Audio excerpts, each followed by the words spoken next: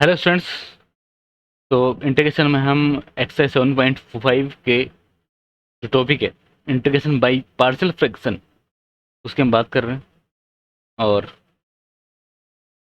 इस टॉपिक में मतलब इंटीग्रेशन के जो सवाल होंगे, जो क्वेश्चंस होंगे, उनको सोल्व करने के लिए हम पार्शियल फ्रैक्शन मेथड का यूज करेंगे। ठीक है, तो कुछ टर्म्स है इससे रिलेटेड, वो आप समझ लीजिए। पहले पहले एक टर्म मैं एक टर्म एक टॉपिक में लिख रहा हूँ यहाँ पर। इसको बोलते हैं इम्प्रॉपर फ्रैक्शन, है ना। इम्प्रॉपर फ्रैक्शन नहीं, यहाँ पे प्रॉपर रेशनल फंक्शन बोलेंगे। ठीक है, रेशनल फंक्शन आप जानते हैं कि क्या होता है। कोई भी फंक्शन जैसे P x divide by Q x जो लिखा हुआ है, ठीक है। पी एक्स कोई पॉलिनोमियल हो गया, क्यू एक्स भी एक पॉलिनोमियल हो गया, उसको आप क्या बोल दोगे? रेशनल फंक्शन बोल दोगे। बट इम्प्रॉपर का मतलब क्या हो जाएगा कि डिग्री ऑफ, है ना, उसमें क्या हो जाता है कि degree of P x polynomial है, तो degree of P x is greater than equal two degree of Q x. ठीक है, ये क्या हो जाएगा, इसको बोल देंगे इम्प्रॉपर। तो फिर प्रॉपर क्या होता है? प्रॉपर के लिए जो है डिनोमीटर का जो पॉलिनोमियल होगा, तो पे लिख लेते हैं प्रॉपर रेशनल फंक्शन। ठीक है, और इसमें डिग्री ऑफ पी एक्स जो है लेस देन हो जाएगा इसे डिग्री ऑफ क्यू एक्स से। ठीक है, यानी कि जो डिनोमीटर होगा उसका डिग्री बड़ा होना चाहिए प्रॉपर के लिए। ठीक है, आगे बस। तो अब आपको जो क्वेश्चन जो मिलेगा P x by Q x type का मिल जाएगा। ठीक है, आपको नहीं पता कि डिग्री जो है हमेशा ऐसा ही देगा कि पी एक्स का छोटा होगा क्यू एक्स से, ऐसा कोई जरूरी नहीं। किसी भी टाइप का सवाल मिल सकता है, इम्प्रॉपर प्रॉपर में से कोई भी। तो पहला काम हमको क्या करना है कि प्रॉपर में कन्वर्ट करना है ना। कन्वर्ट, स्टेप वन तो यही रहेगा आपके आपके लिए सवाल को सोल्व करने के लिए कि कन्वर्ट करना प्रॉपर में। Convert in proper rational function. अगर इम्प्रॉपर में है तो, अगर प्रॉपर में पहले से दिया तो तब तो कोई दिक्कत ही नहीं है ना। ठीक है भाई, तब तो कोई दिक्कत ही नहीं। तब आपको क्यों कन्वर्ट करने की जरूरत है? अब कन्वर्ट कैसे करना है भाई? अगर मान लो पी एक्स का डिग्री बड़ा है ना, इम्प्रॉपर है, तो क्यू एक्स का छोटा है, तो आप क्या करते हो? जिससे मान लो यहाँ पर टर्म आ गया एक्स स्क्वायर प्लस एक्स, ऐसा कुछ टर्म आ गया। यहाँ पर जैसे टर्म आया एक्स माइनस टू, ऐसे टर्म आ गया। अब ये क्या है? इम्प्रॉपर है ना, इम्प्रॉपर रेशनल फंक्शन है। पी एक्स का डिग्री बड़ा है, तो आप क्या करोगे? उसको डिवाइड करके प्रॉपर में कन्वर्ट करोगे। ठीक है, ठीक है ना, डिवाइड कर लोगे आप इसको। ये इम्प्रॉपर का एग्जाम्पल है ना, ये इम्प्रॉपर का एग्जाम्पल है। प्रॉपर का एग्जाम्पल आप दोगे तो जैसे प्रॉपर में ऐसा हो जाएगा कि जैसे एक्स प्लस वन ऊपर आया, नीचे डिवाइड में जैसे एक्स स्क्वायर माइनस फोर हो गया। ठीक है, ये ऐसा है ना। तो ये प्रॉपर का एग्जाम्पल है, तो इसमें तो आपको कन्वर्ट करने की जरूरत नहीं पड़ेगा, बट यहाँ पे कन्वर्ट करना पड़ेगा। तो उसके लिए इसको आप डिवाइड कर लोगे।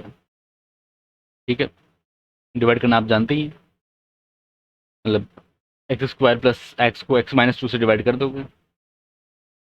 तो फिर कुछ जैसे मान लो कि एक कोई टी एक्स कुछ आ जाएगा इक्वल टू, और प्लस यहाँ पर पी वन एक्स रहेगा ऊपर, नीचे एक्स माइनस टू रहेगा।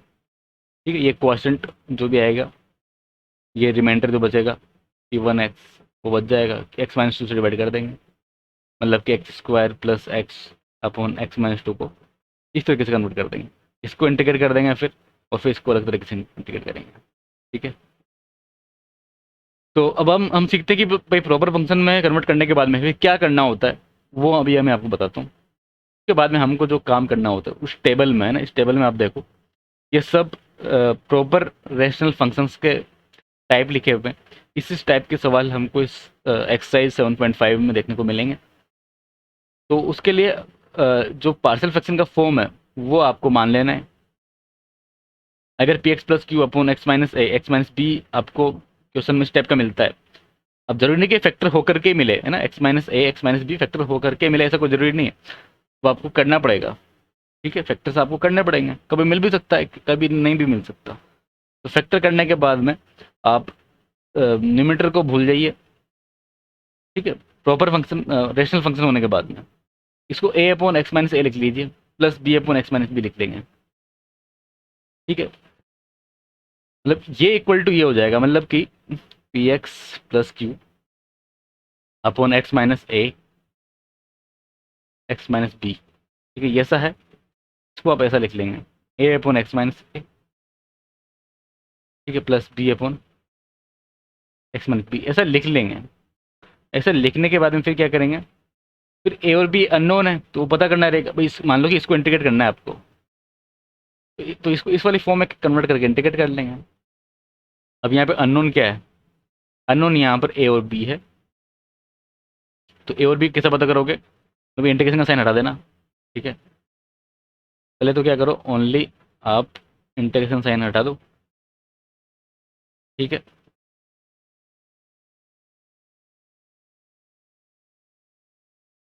और इंटीग्रेशन साइन हटाने के बाद में फिर आप इसमें ऐसा लिखो कि पी एक्स प्लस क्यू, ए और बी पता करने के लिए बता रहा हूँ कि ए और बी पता करने के लिए क्या करोगे आप, तो इसको इसका एलसीएम लिया तो सेम ही आएगा, यहाँ बनेगा ए एक्स माइनस बी बनेगा, प्लस बी एक्स माइनस ए बन जाएगा, ठीक है। एलसीएम से एलसीएम कैंसिल आउट हो जाएगा, एलएचएस आरएचएस दोनों में।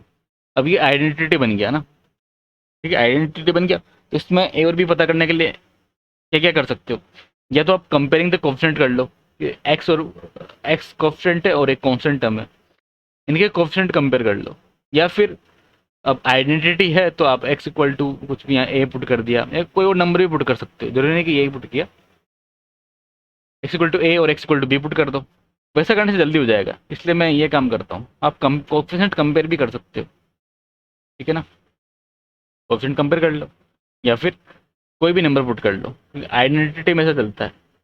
आइडेंटिटी अगर होता है तो L H S equal to R H S हमेशा होगा, कोई भी नंबर पुट कर दो।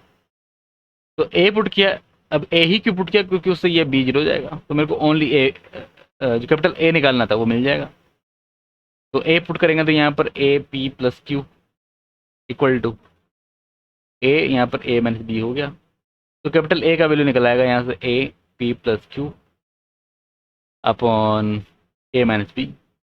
अब आप बोलोगे चलो ये तो आ गया, अब x equal to b put कर दो, उस ऐसा करने से क्या हो जाएगा, बी पी, ठीक है, plus Q equal to b put किया तो ये जीरो हो गया, ये जीरो हो गया, है ना।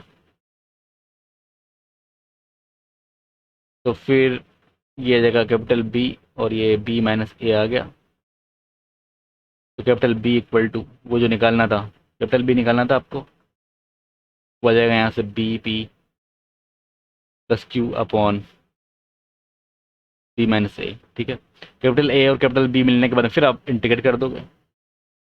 फिर मान लो कि आपको अगर इसका इंटीग्रेशन करना है, अब आपको अगर मान लो इसका इंटीग्रेशन करना है, इसका इंटीग्रेशन कैसे करेंगे, पी एक्स प्लस क्यू को मतलब इस तरह से ब्रेक कर देंगे, ठीक है।